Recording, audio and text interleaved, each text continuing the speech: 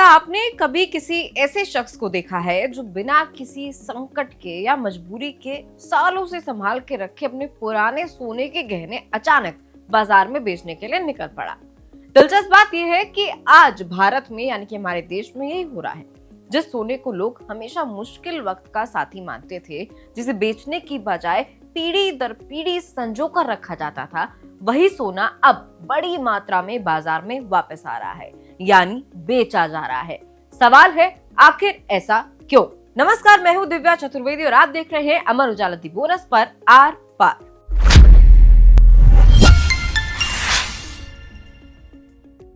क्या लोगों को लगने लगा है कि सोने की कीमतें अब अपनी सबसे ऊंची मंजिल छू चुकी हैं?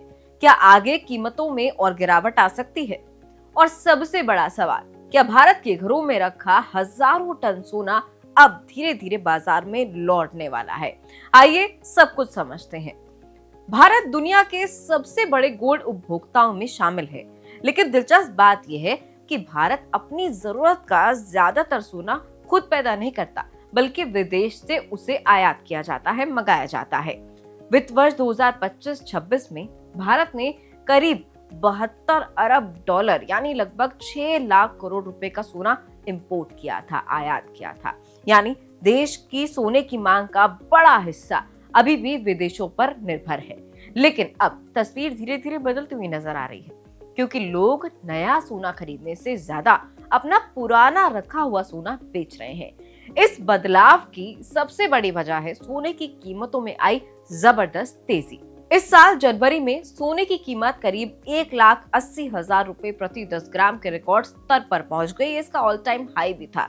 इतिहास में पहली बार लोगों ने सोने को इतने महंगे स्तर पर देखा, लेकिन इसके बाद कीमतों में गिरावट आनी शुरू हुई और सोना करीब 1,40,000 रुपए प्रति 10 ग्राम तक आ गया, यानी रिकॉर्ड हाई से लगभग 40,000 रुपए की गिरावट। और बाजार में ये चर्चा भी है कि अगर कमजोरी जारी रही तो कीमतें 1,20,000 रुपए प्रति 10 ग्राम तक भी जा सकती हैं। अब लोगों के नेचर में नजर आ रहा है। कई परिवार सोच रहे हैं कि अगर अभी नहीं बेचा हमने सोना और कीमतें और गिर गई तो बाद में जो अब दाम मिल रहे हैं वो भी नहीं मिलेंगे। इसलिए लोग पुराने गहनों और सोने को बेचकर अभी का हाई प्राइस लॉक कर देना चाहते हैं और जितना भी मुनाफा मिले उसे कमा लेना चाहते हैं। इसका असर आंकड़ों में भी साफ दिखाई देता है। अप्रैल से जून की तिमाही में भारत में करीब 50 टन पुराना सोना बाजार में बेचा गया।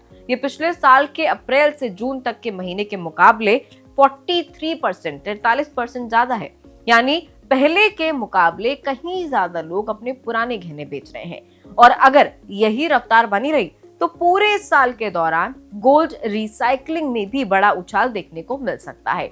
अब यहाँ एक शब्द थोड़ा ध्यान देने वाला है, समझने वाला है, गोल्ड रिसाइकलिंग। पेपर रिसाइकलिंग के बारे में तो आपने बहुत सुना होगा, लेकिन ये गोल्ड रिसाइकलिंग क्या है? देखिए, जब कोई शख्स अपना पुराना गहना गोल्ड ज्वेलरी बेचता है तो जरूरी नहीं है कि वो हमेशा किसी दूसरे खरीदार तक उसी रूप में पहुंचे, यानी कि जो अंगूठी आपने बेची वही किसी और ने खरीद ली। जो सोना आपने बेचा है उसे पिघलाकर 24 कैरेट गोल्ड बनाया जाता है। इसके बाद इसी 24 कैरेट गोल्ड से नए गहने, गोल्ड कॉइन या कोई और गोल्ड प्रोडक्ट तैयार किए जाते हैं। यानी नया सोना जमीन से निकालने की बजाय पुराने सोने को फिर से इस्तेमाल किया जाता है। इससे आयात की जरूरत भी कुछ हद तक कम हो जाती है। भारत में गोल्ड रिसाइकलिंग की इम्पोर्टेंस इसीलिए भी बढ़ रही है क्योंकि हमारे देश में घरों में सोने का बहुत बड़ा खजाना छुपा हुआ है। अनुमान है कि भारतीय परिवारों के पास करीब 30,000 टन सोना रखा हुआ है। ये दुनिया के सबसे बड़े डोमेस्टिक गोल्ड स्टॉक्स में से एक माना जाता है। सोचिए, 30,000 टन सोना, जिसका बड़ा हिस्सा लॉकरों में, हमारे घर की अलमारियों में और तिजोरियों में सालों से रखा हुआ है, पीढ़ी दर पीढ़ी रखा है। अगर इस सोने का छोटा सा हिस्सा भी बाजार में वापस आने लगे तो इसका असर जो है पूरे गोल्ड मार्केट पर किस तरीके से पड़ेगा। देखिए, एक और बड़ा बदलाव लोगों की सोच में भी आया है। पहले सोने को सिर्फ गहना माना जाता था, शादी ब्याह, त्योहार, परिवार की विरासत। लेकिन अब धीरे धीरे लोग इसे एक फाइनेंशियल एसेट यानी वित्तीय संपत्ति की तरह देखने लग गए हैं। इस पूरी खबर पर हमने कमोडिटी एक्सपर्ट और केडी एडवाइजरीज के अजय केडिया से चर्चा की। मार्केट में जिस ढंग से इन्फ्लेशन बहुत ही ज्यादा रैपिडली बढ़ रही है, टॉप कर्स है, उसके डेस्परेटनेस में एक पॉइंट है कि यस, उसके डेस्परेटनेस में माल बिका है। दूसरा एक ये भी बोल सकते हैं, पिछले 2-3 सालों में हमने जबरदस्त तेजी आती हुई देखी है। ऐसे टाइम पे भी आदमी थोड़ा सा एक बोलते ना लालच कर लेता है कि बहुत ही शॉर्ट टर्म में इतनी बड़ी तेजी आई, जो हमने 2008 से 11 के बीच में भी ऐसा ही देखा था। फिर मार्केट 8-10 साल तक नहीं चला। ऐसे टाइम पे भी मार्केट में सेलिंग आ जाती है। तो दो चीज की पॉसिबिलिटी है, एक तो डेस्परेटनेस मार्केट के अंदर, लिटरली इन्फ्लेशन की वजह से बिल्स नहीं पे कर पा रहे इसलिए लोगों ने बेचा है। और दूसरा कि हाँ, मार्केट में 2 सालों में 3 सालों में जबरदस्त तेजी देखकर लोगों ने थोड़ा प्रॉफिट बुकिंग की है या बेचा है। At the start of 2026 we were expecting कि मार्केट में करेक्शन आना चाहिए था। दैट वाज प्योरली बिकॉज के ओवररन था, चीजें लग रही थी। 3 इंपॉर्टेंट चीजें अभी तक हमने देखा, 3 रेट हाइक की बात हो रही थी जिसकी वजह से भाव में गिरावट आ रहा था। All of a sudden crude oil के प्राइसेस में 30% से ज्यादा का फॉल आ गया है। वी एक्सपेक्ट कि जो रेट हाइक की पॉसिबिलिटी वो धीरे धीरे डीम हो जाएगी। अभी का भाव अगर हम देखें तो 142 है, 1,42,000। एंड तक की बात करें, आई एम एक्सपेक्टिंग अराउंड 155 से 160 के आसपास गोल्ड वापस आना चाहिए।